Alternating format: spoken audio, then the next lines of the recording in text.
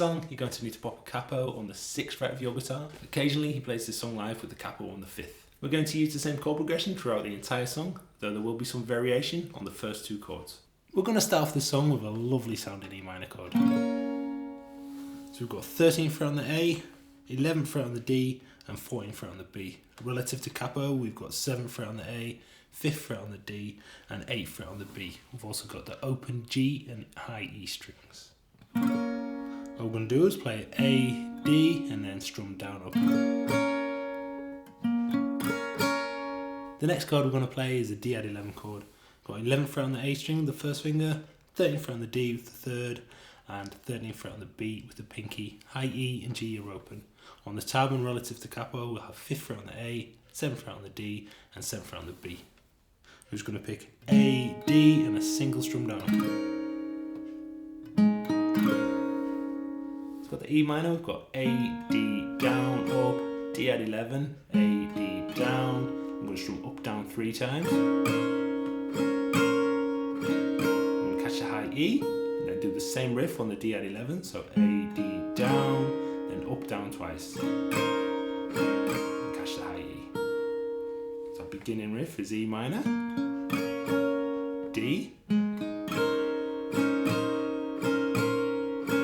3 times there, catch a high E, riff again, twice, catch a high E, and then we're into some lovely open chords. Got a G6 to start with, essentially the same as a full G without anything on the high E string. That's going to be open.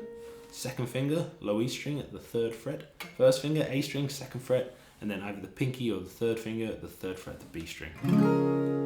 We're simply going to pick E, A, down, up. That's it for this chord. I'm going to move these top 2 fingers down a string, so to the 3rd fret on the A and the 2nd fret on the D, and do exactly the same. Pick A, D, single strum down. So G6, C add 9. Then we're going to strum up, down 3 times. Catch a high E, then go back to the G6. So lift these 2 fingers up a string set. I'm going to pick E, A, single strum down, then strum up, down twice. Catch the high E, and then back through the entire riff.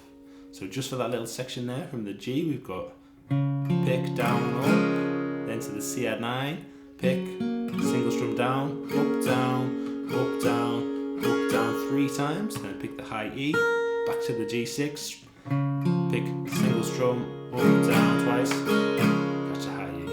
So that sounds like this.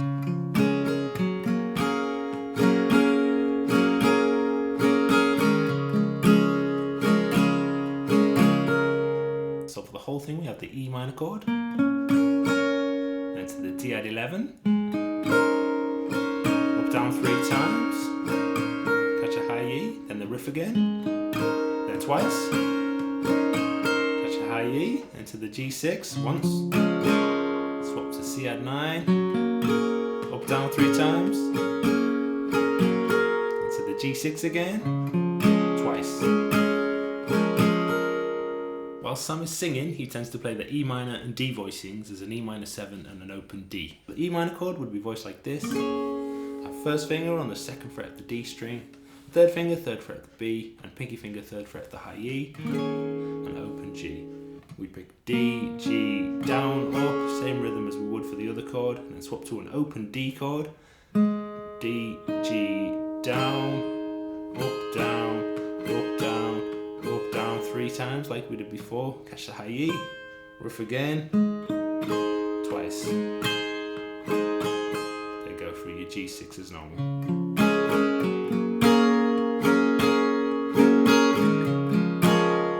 So the open E minor section would sound like this.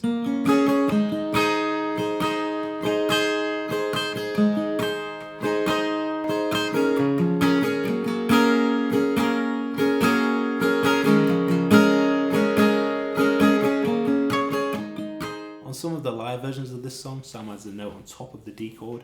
It's his sus4 note and it's on the 3rd fret, the high E string with the pinky. So we'd play the chord as normal, put